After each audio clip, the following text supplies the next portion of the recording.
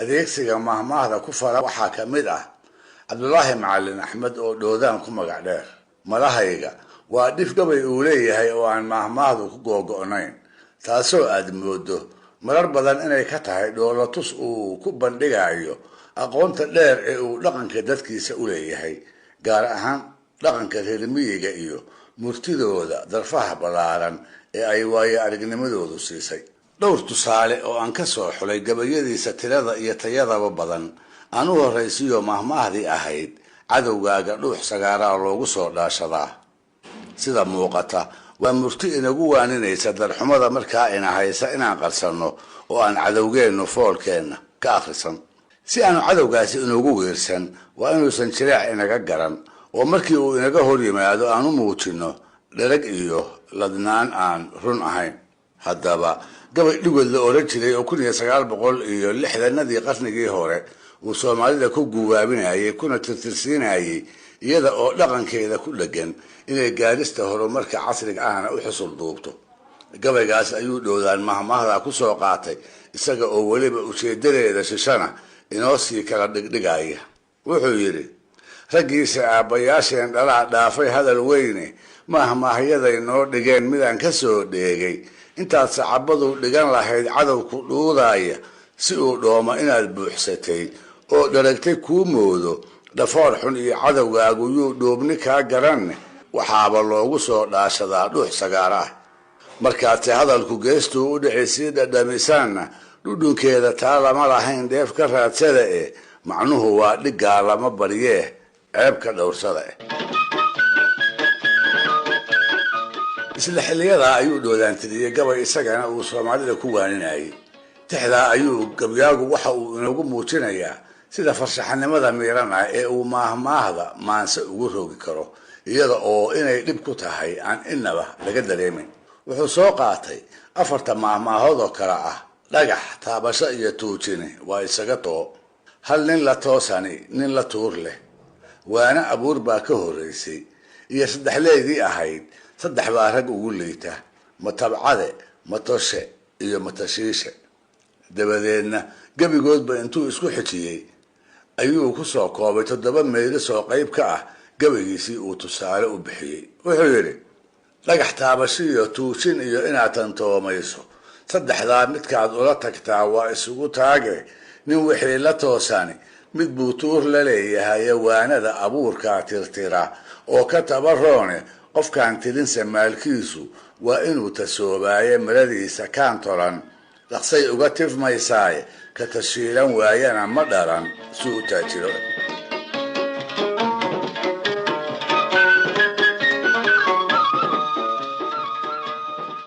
Soomaalidu waxay kaloo ku mahmaahdaa hasha labada geel jecel dhexdooda bahal ku cunaa.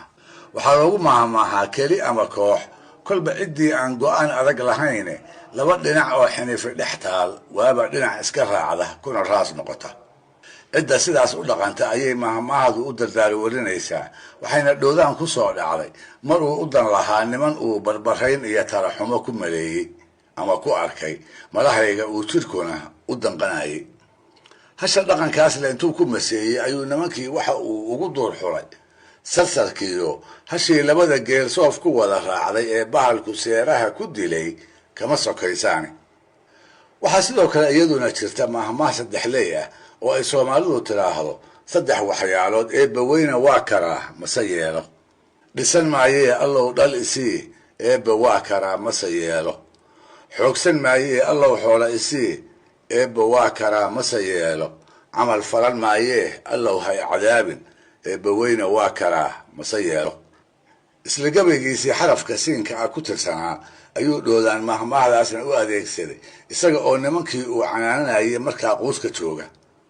waxaa u muuqatay inay ka soo reeyaan inay riyo uun tahay, afarna looga dhigi karo saddexda arrimood ee uu eebba karo, hase ahaatee aanu yeelin, sidaa darteedna aan marnaba dhicin oo iyaga oo rumoobay aan waana loo soo joogin. markaasuu yidhi saddexdii la yidhi eebbahay suuro gelin maayo sancadiina saaweyn kartaa laga saliiliyooni.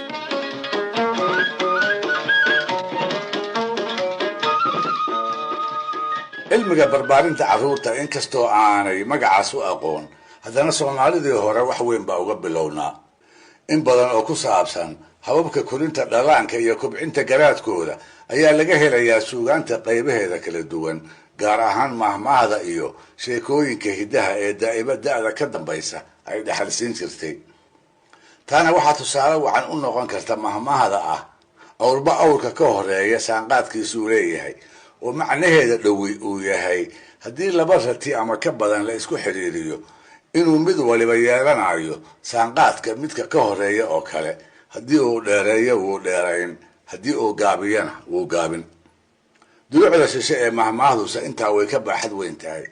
waxay ina baraysaa barbaarinta carruurta cashar ku saabsan oo ah inay had iyo jeer u badan tahay kolba curadka qoyska usoo hormara in wiilasha kale ay ku daydaan, waaga dambena ayba ku dabeecad noqdaan.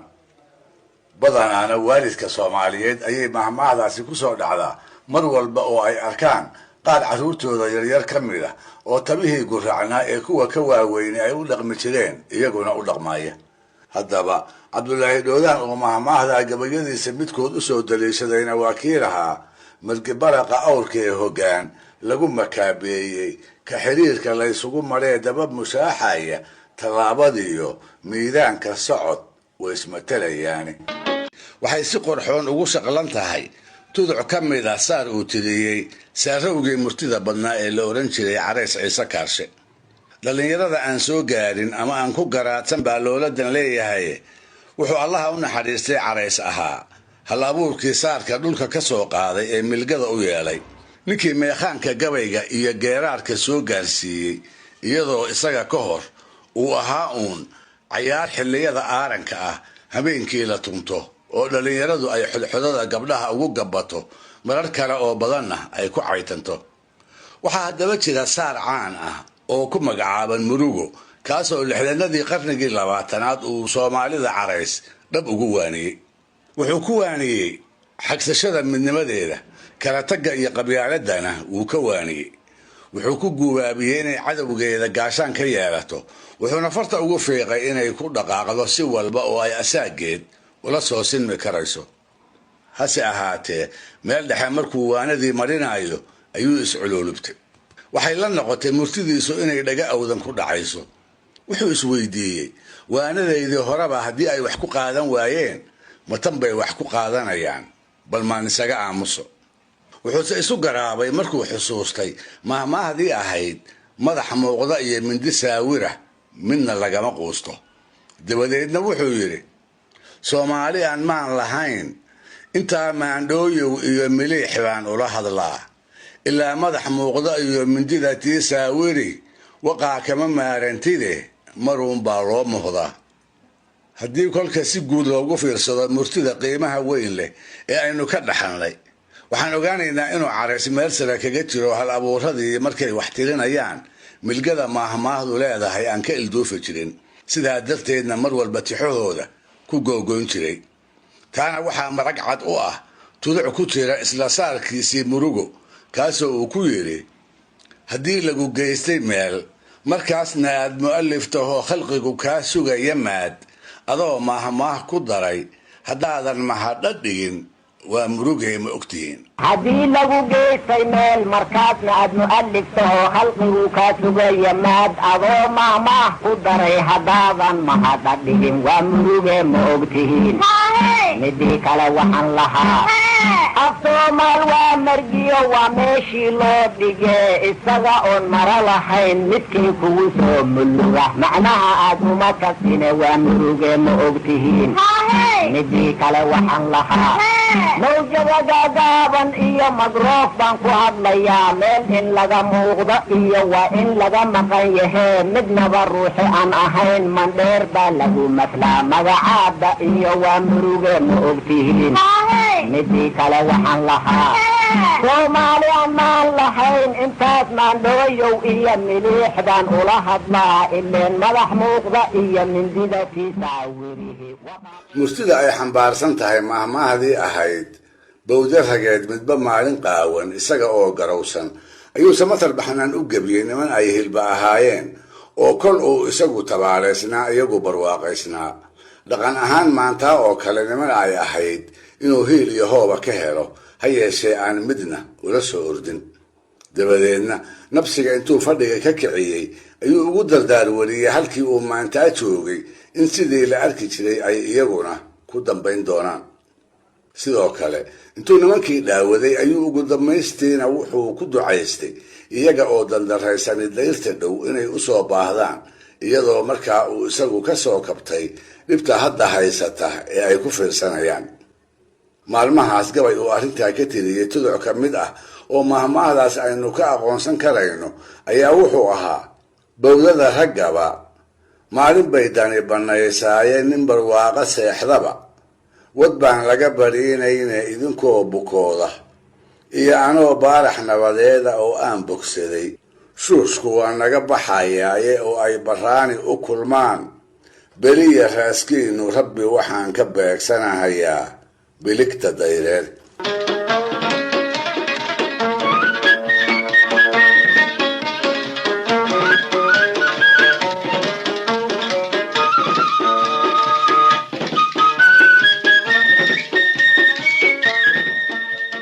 mahmaahda labaadi waa tii ahayd lafa maroodi iyagaa la isku jabiyaa, soomaalida qaarkeedna lafa geli ayayba yidhaahdaan.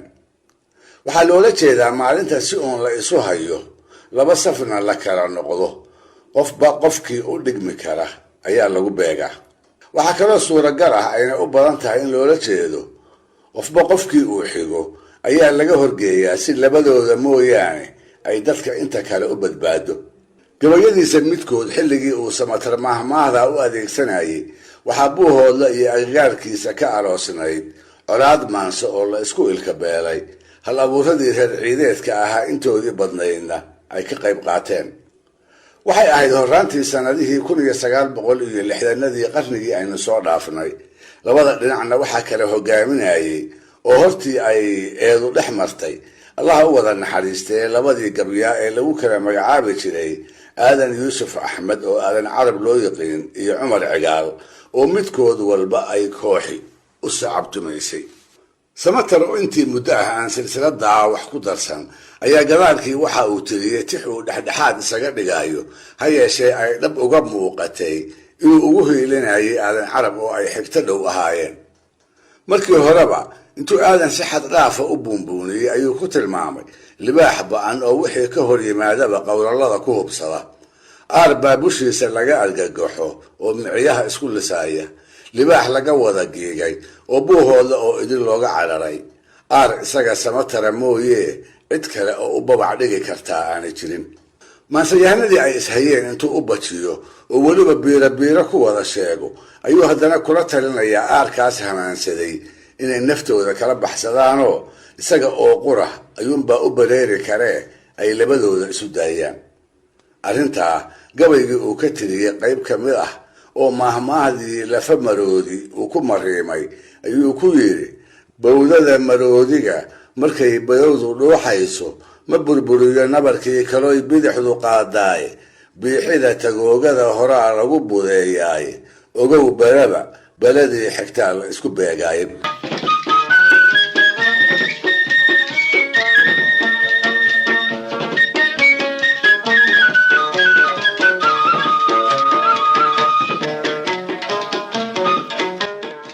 waxaa iyaduna jirta mahmaah si weyn uga dhex muuqata maansada soomaalida, gaar ahaan tixaha uu gabyaagu waanada ula jeedo ee istaakulaynta ku saabsan.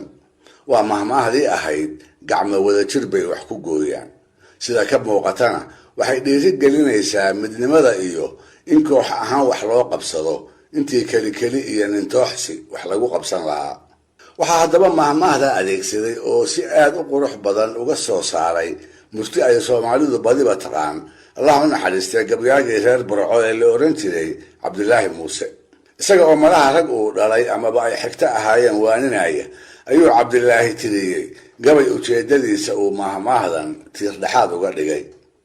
markii la tiriyey inuu la ekaaba waa gabayga ay soomaalidu ka qabsatay saddexdan meelis ee caanka noqday. istaageerid bay laba gacmood tamar ku yeeshaanee tiska waxaa la qaadaa, markay tiirisaa bidixe hadday midigtu kali taagan tahay tahar ma goyseen.